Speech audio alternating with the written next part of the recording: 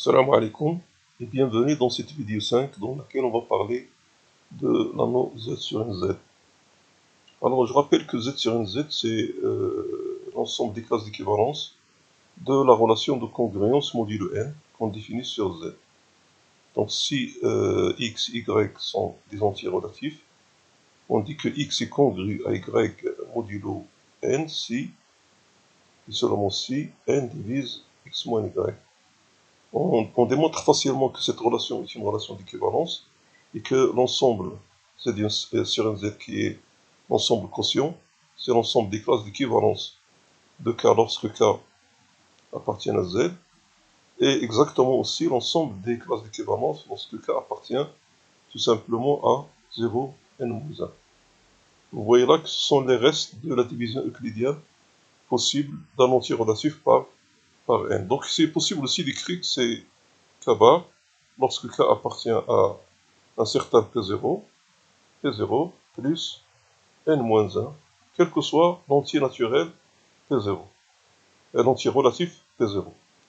Il suffit donc de prendre un segment d'amplitude n, vous allez trouver tous les représentants de la classe des classes modulo n.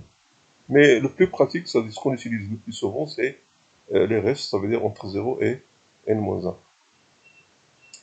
Alors, on tente de définir une addition et une multiplication de Z sur NZ. Donc, c'est x bar plus y bar est égal à x plus y bar. Et x bar fois y bar est égal à x, y bar pour les classes d'équivalence, donc x et y. Donc ici, on a donné la définition. La définition donc de ces lois.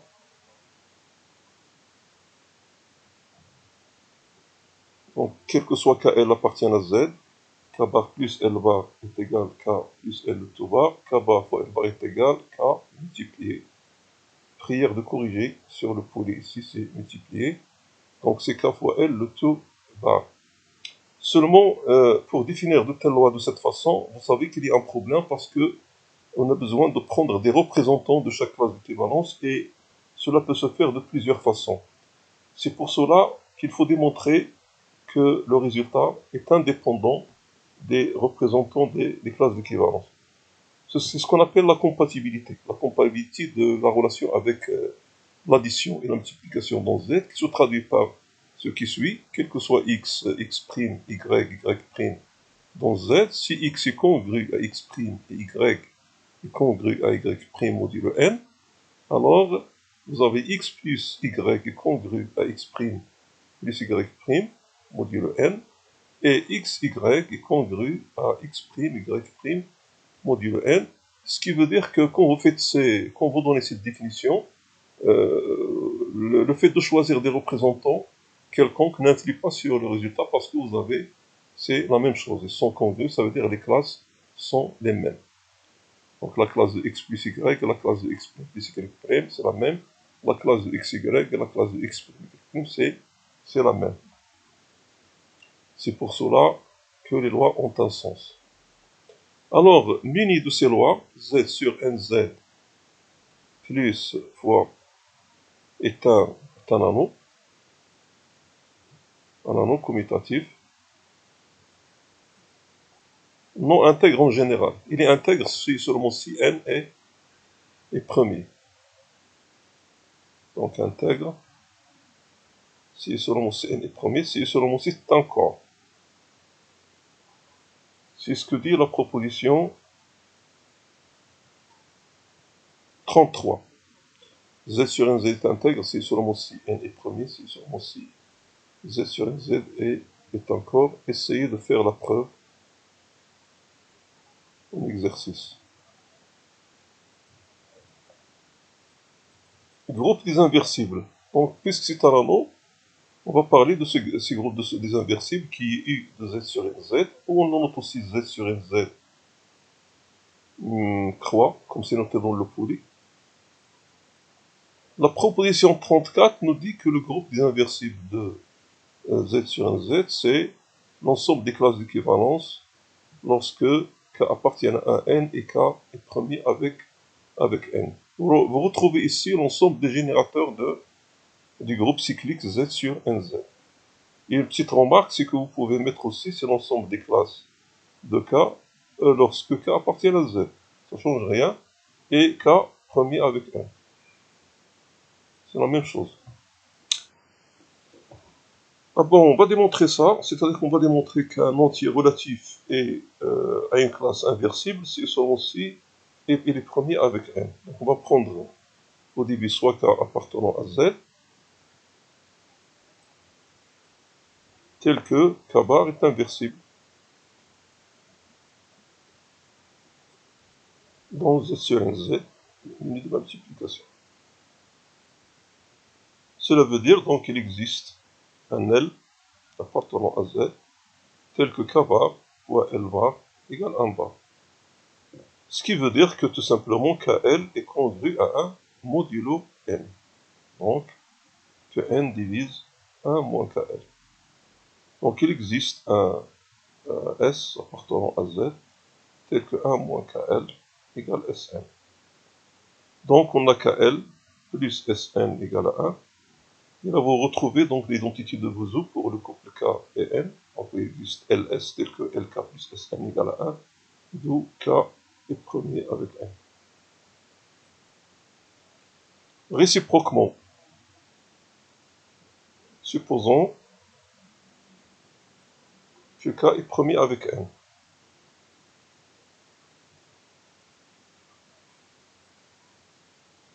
Donc supposons que K est premier avec N. Donc, par Vesoul, il va exister un couple UV, entier relatif, tel que UN, UK, plus Vn égale à 1. En passant aux classes d'équivalence, on va avoir I bar K bar plus V bar N bar égale 1 bar. Mais N bar c'est 0, donc il reste I bar fois K bar, I bar fois K bar égale 1 bar, égale K bar fois I bar parce qu'on est commutatif.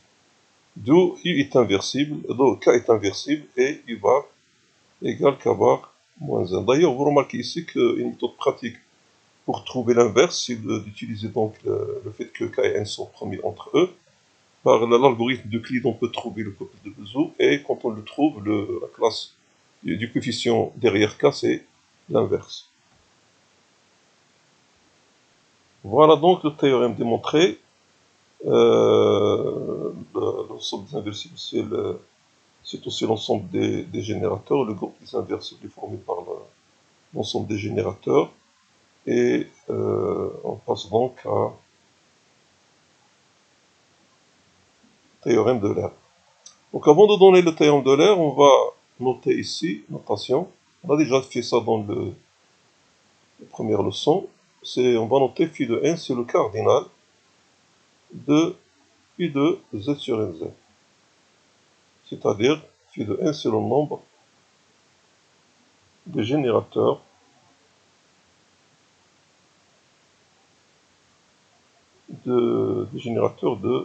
du groupe cyclique z sur nz+. Cette application phi, c'est une application qui va de n étoile vers n. Ça s'appelle, d'ailleurs vers n étoile, ça s'appelle l'indicatrice de l'air. Donc phi, c'est l'indicatrice de l'air. Phi de n, ça va être l'indicateur de l'air de l'entier n. Alors, le théorème de l'air, qui est un corollaire normalement du théorème qui vous dit que le cardinal, que les diviseurs, que les inversibles de z sur nz sont les entiers qui sont premiers avec n, ce théorème de l'air, c'est un corollaire de ce théorème. Pourquoi? On va voir ça dans la démonstration. Donc d'abord, il dit que si K appartient à Z et K premier avec N, alors K à la puissance phi de N est congru à 1 modulo N. La démonstration. Donc nous allons faire un rappel qu'on avait dans la leçon sur les groupes, si G est un groupe fini de cardinal n,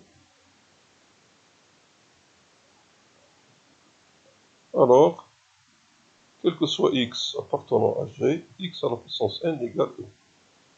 Une conséquence particulière, quel que soit x appartient à G, x d'ordre fini. Donc si D est égal à l'ordre de x, alors D divise n. Donc ça c'est déjà vu dans les groupes. Donc nous allons appliquer ça au groupe des inversibles. Donc on va prendre G. C'est le groupe des inversibles de Z sur nz. Son cardinal, c'est cardinal de G est égal à phi de n. Donc, quel que soit x appartienne à G, ça veut dire quel que soit k bar qui appartient à u de Z sur nz, on a k bar à la puissance phi de n, qui est le cardinal, est égal à 1 bar, qui est l'élément neutre.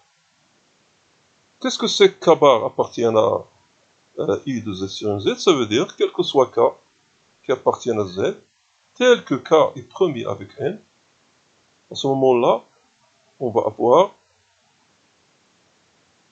k bar est un élément de u de Z sur nz, donc on va avoir k bar égale 1 bar, c'est-à-dire k est congru, k à la puissance phi de n est congru à 1 modulo n. C'est l'énoncé du théorème d'Euler. Un corollaire de ce théorème d'Euler, c'est le théorème de Fermat, le petit théorème de Fermat, parce que si on suppose que n est premier, on va appliquer ce théorème pour n premier. Donc si n égale à p, premier, on a déjà vu que phi de p c'est p-1. En effet, quand on prend les entiers 1, 2 jusqu'à p, le seul qui n'est pas premier avec p, c'est p. Les autres, ils sont premiers avec p. Donc il y a exactement p-1 entiers qui sont premiers avec p dans le segment 1p. Donc, on va écrire, quel que soit k qui appartient à z, k premier avec p implique k à la puissance phi de p, qui est p-1, congru à 1 modulo p. Mais k premier avec p, ça veut dire k n'est pas divisible par k. Donc, quel que soit k appartient à z, si p ne divise pas k, alors k à la puissance p-1 est congru à 1 modulo p. C'est ce que vous appelez le petit théorème de Fermat. Une conséquence de ce théorème, c'est que si vous multipliez par k, vous allez avoir k à la puissance p est congru à k modulo p, donc quel que soit k appartenant à z, tel que p ne divise pas k. Seulement, vous pouvez remarquer aussi que même si p divise k, cette relation reste vraie. Parce que si p divise k, alors p divise k à la puissance p. Donc, on va avoir la classe kp est égale à la classe de k est égale à 0 modulo p, donc ils sont congrus.